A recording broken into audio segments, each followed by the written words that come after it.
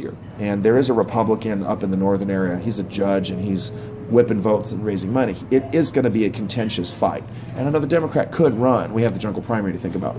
So we shouted him down, demanding answers, refusing anything less, fed up with the abject lawlessness, more First Amendment attacks. Becerra defends an individual but doesn't defend the institution. That's totally wrong. James Gallagher, God bless him, had the courage to make those statements on the floor of the state assembly. He's the assemblyman up there in the northern California area. You know, it defends the mosque as much as the Muslim. It defends the church as much as the Christian. I will not vote for this man. It's just, we've had enough. We're not going to put up with being polite and nice when they're doing these destructive, abusive things. We will fight them back.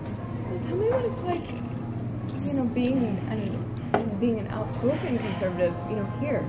I mean, does it feel like you've got a sense of kind of being behind enemy lines, or what? In some ways, yes. In Torrance, I feel safer. Yeah. Why is that? Because this area has a more moderate tinge to it. People, that's kind of a contour of the South Bay. I've noticed is that they're not necessarily ideologically conservative, but they're not interested in shaking the boat. Everybody just kind of wants things to be placid and calm. But people on the left aren't. And they're doing ruthless, abusive things. Redondo, Hermosa, Manhattan Beach, you've got a big green agenda. A guy named Joe Galliani is heading the South Beach Clean Energy Advisory Board, but he's a thug. He insults people, he attacks them. Signs that get stolen in Hermosa Beach. Property has been defaced. People are afraid to put Trump bumper stickers on their car. I'm going, I've had enough of this. We're gonna fight right back, and we're gonna defend our right to stand with our president, to stand for our values, to fight back. Tracy Hopkins, she's the secretary-treasurer for our club. She's been the key leader on that fight against community choice aggregation and these other abusive big green programs, which are lies. You know, I told you I believe in climate change. I don't think it's a serious issue that requires government intervention and the restriction of our liberties in order to combat it, to even have to combat it at all. We've been to Hermosa, we've been to Redondo. Manhattan Beach hasn't been on our radar yet. But I mean, this placid calmness in the face of aggressive, left-wing activism, it's failing. And that's another reason why I'm outspoken. You have to fight back. You have to confront. You have to expose the lies. You have to call people out. And it may be uncomfortable, but you got to do it.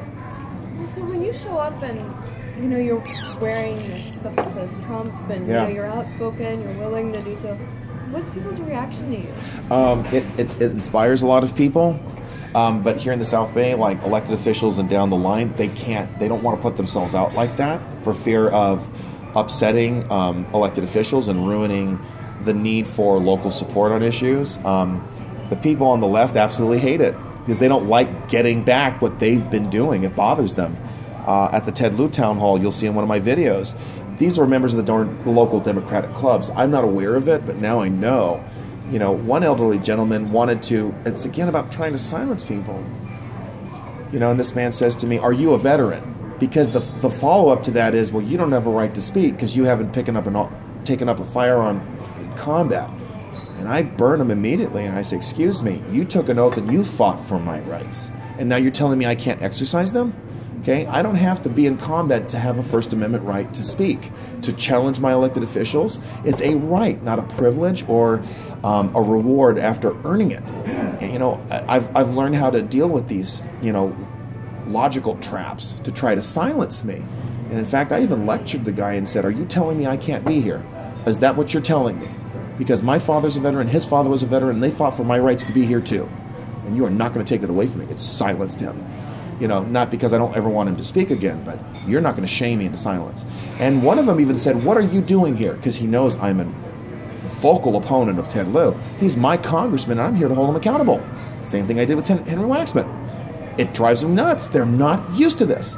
And Donald Trump has inspired the spirit in a lot of people, not to just sit back and take it. Well, that's what I wanted to ask you, you know, so were you always a Trump supporter when he... Oh, thank you for asking. No, I was not. How just walk me through the campaign season. The evolution. Yes. Am I okay? Am I doing better?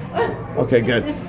Would you mind filling my glass? Oh, no, I know the machine's over there. What kind? Oh, Diet Coke or Diet Pepsi. Thank you so much. No problem. Okay. So, I love telling that story. I was a hardcore Scott Walker supporter. Really? One of the first letters I wrote... Why? One of the first letters. Okay, the first letter I wrote for the Daily Breeze was about Jane Harmon retiring.